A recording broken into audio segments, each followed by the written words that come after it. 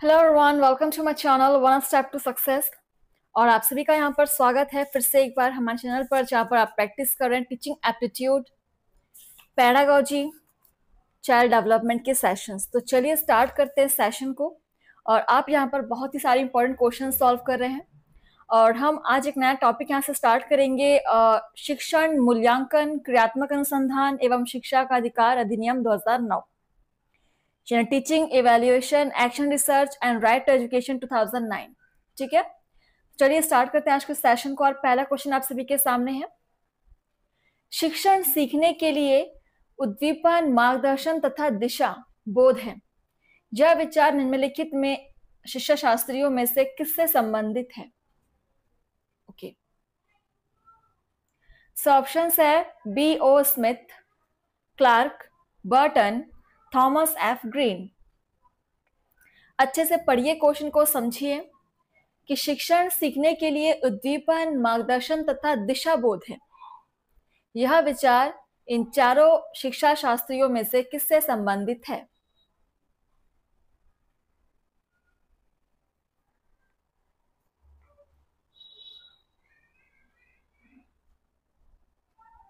चलिए, सो यहाँ पर आंसर हो जाएगा आपका बर्टन। राइट आंसर हो जाएगा बर्टन से संबंधित है ये विचार। आपका ऑप्शन 3 इज करेक्ट। चलिए आगे बढ़ेंगे। क्वेश्चन नंबर 2 आप सभी के सामने, निम्नलिखित में से किस शिक्षा शास्त्री ने शिक्षण को अंतःक्रियात्मक प्रक्रिया माना है? ऑप्शंस है जॉन ड्यूवी, फ्लेंडर, एडम्स, रॉयबर्न। आप चाहे तो क्वेश्चंस को नोट कर सकते हैं, अदरवाइज प्लेलिस्ट पर आपको हमेशा अवेलेबल रहेंगे।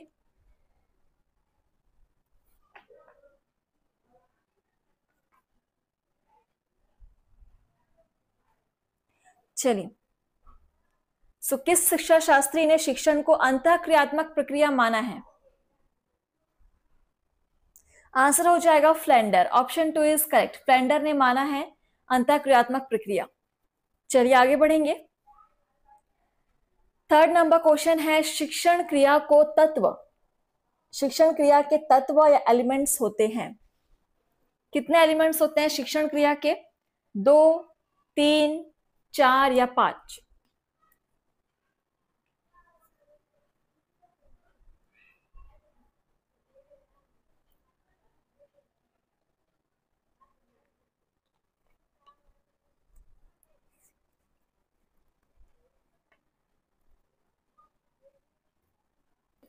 चलिए, शिक्षण क्रिया के कितने एलिमेंट्स होते हैं? 3 एलिमेंट्स होते हैं।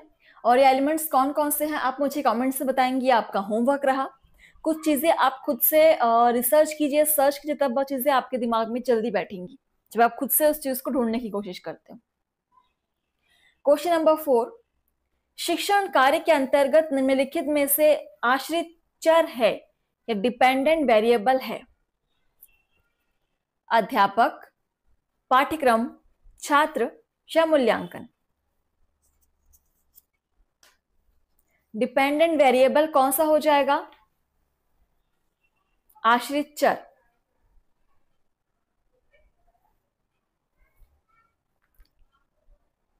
सो यहां पर आंसर हो जाएगा आपका छात्र।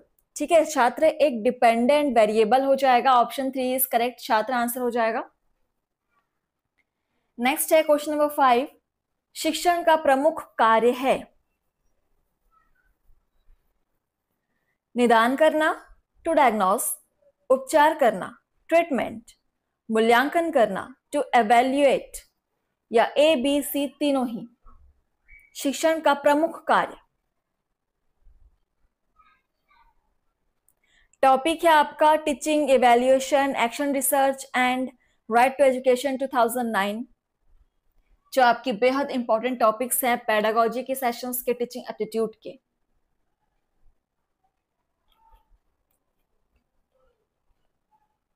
तो शिक्षण का प्रमुख कार्य बिल्कुल निदान करना, उपचार करना और मूल्यांकन करना, ये तीनों ही आ जाएंगे शिक्षण के प्रमुख कार्यों में। सो यहां पर आंसर ये तीनों हो जाएंगे, ए बी सी तीनों यहां पर आंसर हो जाएंगे। Option 4 is correct. चलिए क्वेश्चन नंबर 6 देखिए, निम्नलिखित में से कौन सा मनोवैज्ञानिक गुण शिक्षण से संबंधित नहीं है? ऑप्शन है आकांक्षा स्तर, रुचि, अभिप्रेरणा या बुद्धि। नहीं है बोला गया है। कौन सा वैज्ञानिक गुण शिक्षण से संबंधित नहीं है? मतलब 3 संबंधित होंगे, एक नहीं होगा संबंधित, वो आपको ढूंढना है। आकांक्षा स्तर, यह आपके गुण शिक्षण से संबंधित नहीं है। Option first is correct. Next question number 7 देखिए। निम्नलिखित में से किस शिक्षा शास्त्री का यह मत है कि शिक्षण एक ऐसा संबंध है जो बालक की समस्त शक्तियों को विकसित करने में सहायता करता है? ऑप्शन है रॉयबर्न, क्रो एवं क्रो, क्लार्क, एल गेज।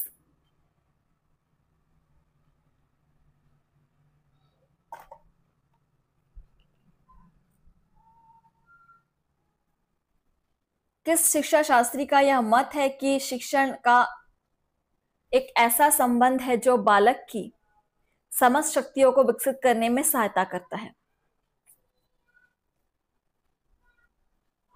रॉयबर्न का यह मत था कि शिक्षण एक ऐसा संबंध है जो बालक की समस्त शक्तियों को विकसित करने में सहायता करती है। Option first is correct. Question number 8 देखिए। शिक्षण का मुख्य केंद्र बिंदु होता है पाठ्य विषय वस्तु, विद्यार्थी, शिक्षक या मूल्यांकन? क्वेश्चन नंबर 8, शिक्षण का मुख्य केंद्र बिंदु।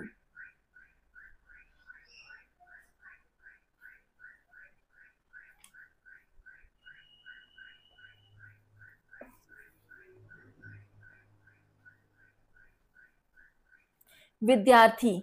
शिक्षक का मुख्य केंद्र बिंदु होना चाहिए विद्यार्थी। ऑप्शन 2 इज करेक्ट, विद्यार्थी। ठीक। चलिए नेक्स्ट क्वेश्चन नंबर देखिए 9। निम्नलिखित में से कौन सी विशेषता अच्छे शिक्षण से संबंधित नहीं है? ऑप्शन है शिक्षण सुनियोजित कर होता है, शिक्षण लक्ष्य केंद्रित होता है, शिक्षण निवेश या इन्वेस्टमेंट होता है, या शिक्षण प्रेरणादायक होता है?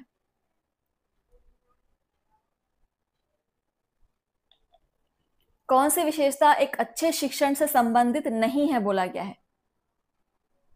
ध्यान देंगे।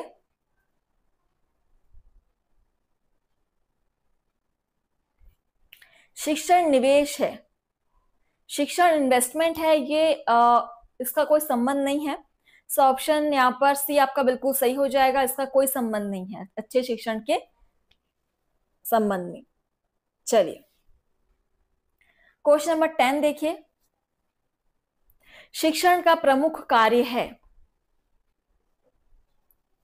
ऑप्शन है विद्यार्थी में निहित अंतः शक्तियों का विकास करना, निर्धारित अधिगम उद्देश्यों को प्राप्त करना, विद्यार्थियों के व्यवहार में परिमार्जन लाना, समय से निर्धारित पाठ्यक्रम पूरा करना। क्वेश्चन नंबर 10, शिक्षण का प्रमुख कार्य क्या होगा? पढ़िए चारों ऑप्शंस को। ये सारे क्वेश्चंस आपके टीचिंग एप्टीट्यूड के बेहद इंपॉर्टेंट टॉपिक्स हैं जो आपके TGT, PGT, PRT, CTET, STET, हर एग्जाम में जिसमें भी आपका ये सब्जेक्ट है टीचिंग एप्टीट्यूड, बिल्कुल आप यहाँ पर पढ़ सकते हैं, प्रैक्टिस कर सकते हैं।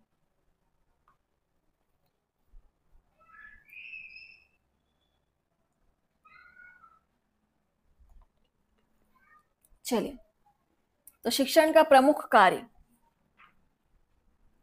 क्या हो जाएगा? आंसर निर्धारित अधिगम उद्देश्यों को प्राप्त करना। निर्धारित अधिगम उद्देश्यों को प्राप्त करना ही शिक्षण का प्रमुख कार्य है। Option B is correct. चलिए आगे बढ़ेंगे। क्वेश्चन नंबर 11 देखिए। आदतों, ज्ञान एवं अभिवृत्तियों का अर्जन कहलाता है शिक्षण, अधिगम, व्यवहार परिमार्जन या शिक्षा?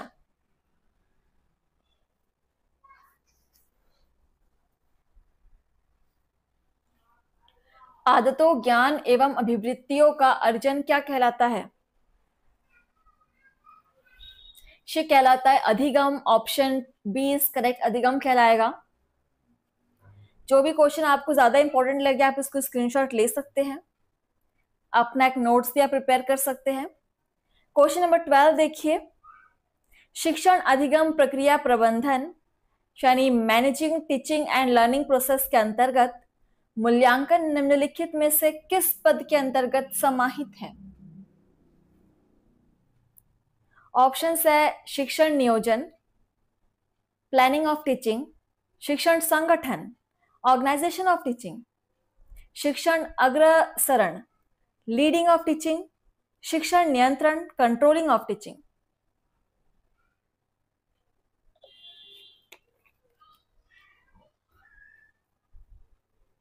पढ़िए अच्छे से, क्वेश्चन को समझिए। Managing teaching and learning process के अंतर्गत मूल्यांकन किस पद में समाहित होगा?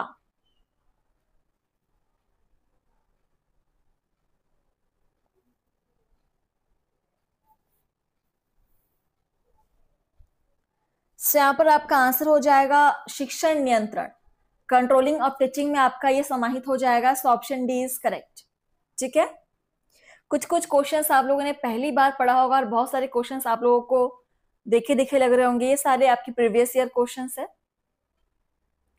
30 नंबर क्वेश्चन देखिए, शिक्षण नीति या टीचिंग स्ट्रेटजी तथा शिक्षण विधि टीचिंग मेथड का निश्चयीकरण निम्नलिखित में से समाहित है, किसके साथ?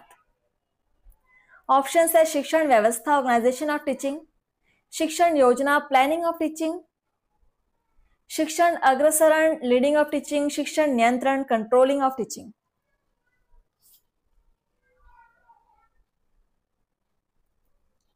किसमें समाहित है ये आपके शिक्षण नीति और शिक्षण विधि?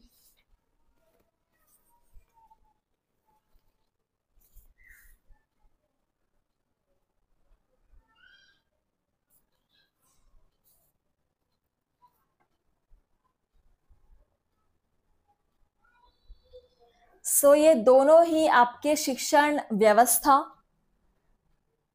यानी ऑर्गेनाइजेशन ऑफ टीचिंग में समाहित है। ऑप्शन ए इज करेक्ट, बिल्कुल। आगे बढ़ेंगे, क्वेश्चन नंबर 14, शिक्षण उद्देश्यों को व्यवहारगत रूप में लिखना यह निम्नलिखित में से किस शिक्षण सोपान के अंतर्गत समाहित है? शिक्षण नियंत्रण, शिक्षण संगठन, शिक्षण योजना, शिक्षण अग्रसरण। देखिए एक ही ऑप्शन है लेकिन क्वेश्चन आपके 2-3 टाइप से पूछे गए हैं। सो हर एक टाइप से क्वेश्चन यहां पर आपको सॉल्व कराए जा रहे हैं। क्वेश्चन है कि शिक्षण उद्देश्यों को व्यवहारगत रूप में लिखना यह निम्नलिखित किस शिक्षण सोपान के अंतर्गत समाहित है?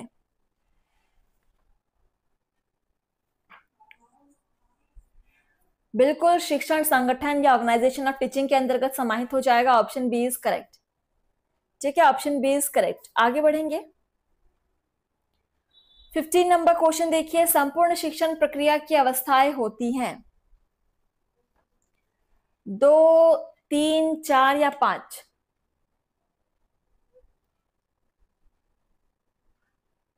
संपूर्ण शिक्षण प्रक्रिया की अवस्थाएं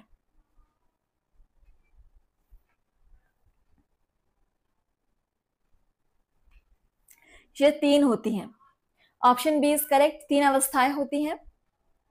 क्वेश्चन नंबर 16,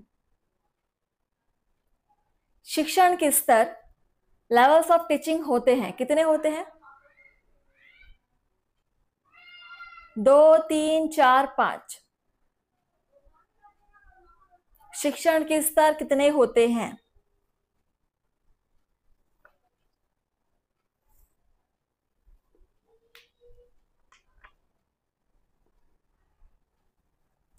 तीन, ये भी आपके 3 होते हैं। Option B is correct. और ये कौन कौन से होते हैं ये आप मुझे कमेंट्स में जरूर बताएंगे, इन तीनों लेवल्स के नाम। क्वेश्चन नंबर 17 देखिए, अधिगम के स्तर कितने होते हैं? चलिए, ऑप्शन है 2, 3, 4, 5। पहले हमने लेवल्स ऑफ टीचिंग देखा, अब है levels of learning. 17 number question, अधिगम के स्तर कितने होते हैं?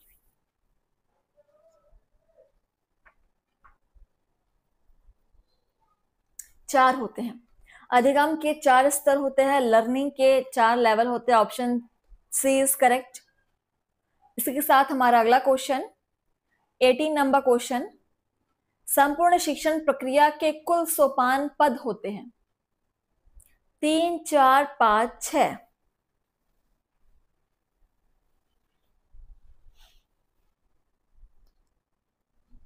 संपूर्ण शिक्षण प्रक्रिया के कुल सोपान पद कितने होते हैं?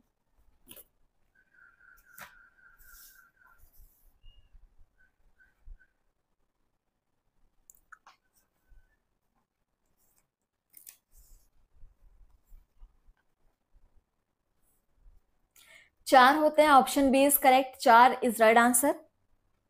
क्वेश्चन नंबर 19 देखेंगे, निम्नलिखित में से कौन सा उद्देश्य स्मृति स्तर के शिक्षण से संबंधित नहीं है? ऑप्शन है किसी प्रत्यय पर पूर्ण अधिकार प्राप्त करवाना, दिए गए ज्ञान को यथावत ग्रहण करना, मानसिक क्षमताओं का विकास करना, दी गई विषय वस्तु में रुचि उत्पन्न करना।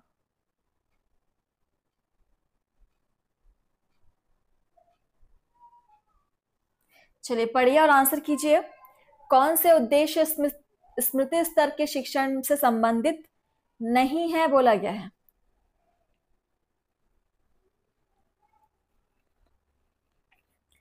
डेली प्रैक्टिस करेंगे सो आपको रिजल्ट जरूर मिलेगा। अगर एग्जाम क्वालिफाई करना है तो आपका ये जो टॉपिक है, सब्जेक्ट है टीचिंग एप्टीट्यूड का, ये आपका स्ट्रांग होना बेहद जरूरी है।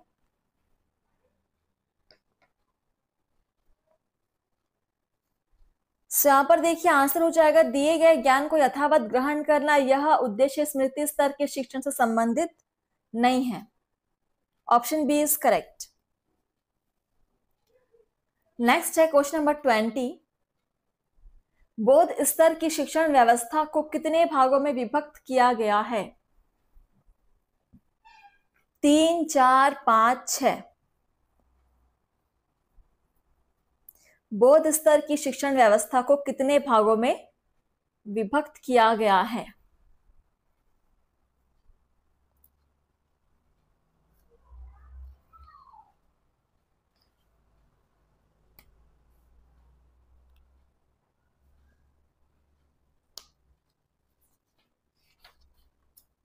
देखिए यहां पर 5 भागों में विभक्त किया गया है। आंसर हो जाएगा 5 भाग। ऑप्शन सी इज करेक्ट, बिल्कुल। एंड नेक्स्ट हम आगे बढ़ेंगे क्वेश्चन नंबर 21, स्मृति स्तर का शिक्षण है विचारपूर्ण, थॉटफुल, विचार विहीन, थॉटलेस, तर्कपूर्ण, लॉजिकल, चयन में से कोई नहीं।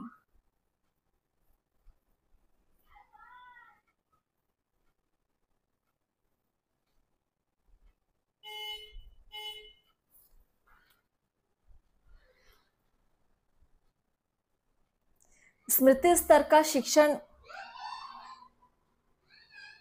किसमें आ जाएगा? विचार विहीन, thoughtless. Option B is correct. Question number 22 देखिए, सृजनात्मक अधिगम संबंधित है स्मृति स्तर के शिक्षण से, अवबोध स्तर के शिक्षण से?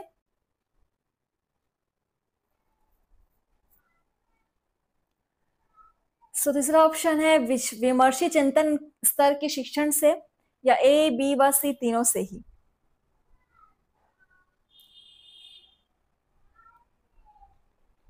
सृजनात्मक अधिगम किससे संबंधित है?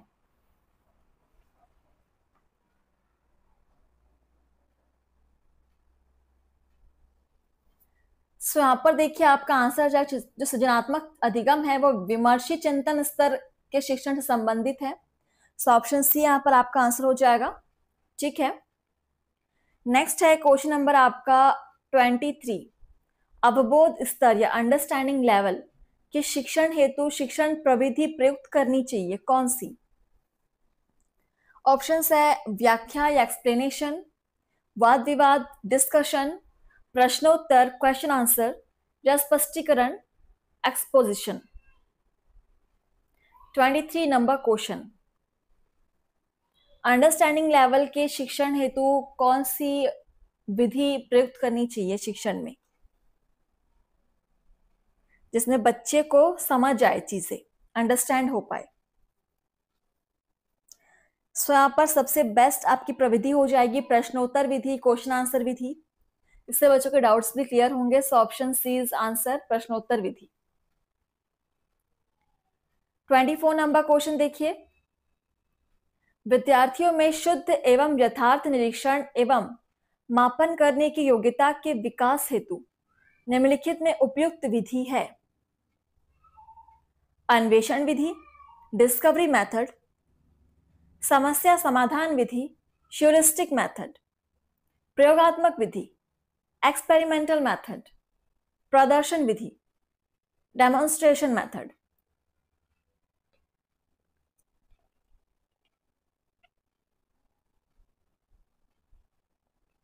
आपको विद्यार्थियों में मापन की योग्यता का विकास करना है, शुद्ध एवं यथार्थ निरीक्षण का भी गुण विकास करना है, तो कौन सा विधि आपको सबसे उपयुक्त लगता है?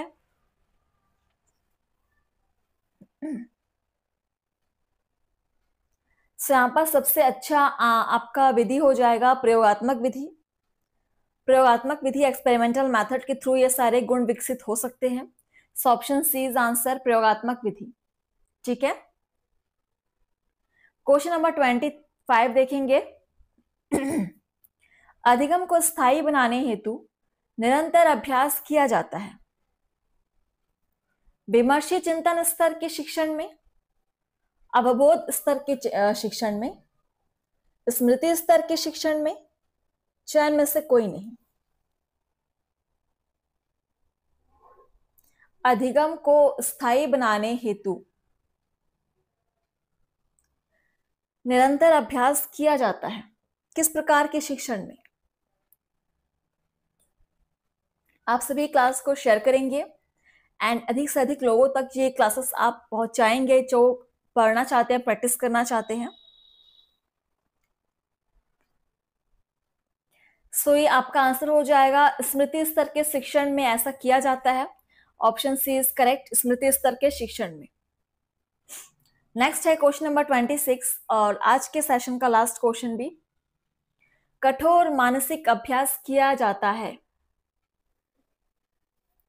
ऑप्शन है स्मृति स्तर के शिक्षण में, अवबोध स्तर के शिक्षण में, विमर्शी चिंतन स्तर के शिक्षण में, या स्वायत्तता स्तर के शिक्षण में। कठोर मानसिक अभ्यास किसमें किया जाता है?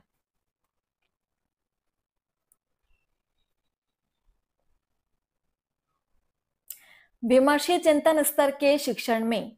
ऑप्शन सी इज करेक्ट, बिल्कुल। और आपका जो सेशन है यहाँ पर आज समाप्त होता है। इसके आगे क्वेश्चन हम सॉल्व करेंगे नेक्स्ट सेशन में। तब तक के लिए आप लोग पढ़ते रहिए, प्रैक्टिस करते रहिए और आपसे मिलेंगे हम नेक्स्ट सेशन में। थैंक यू फ्रेंड्स, धन्यवाद। आपका दिन शुभ हो।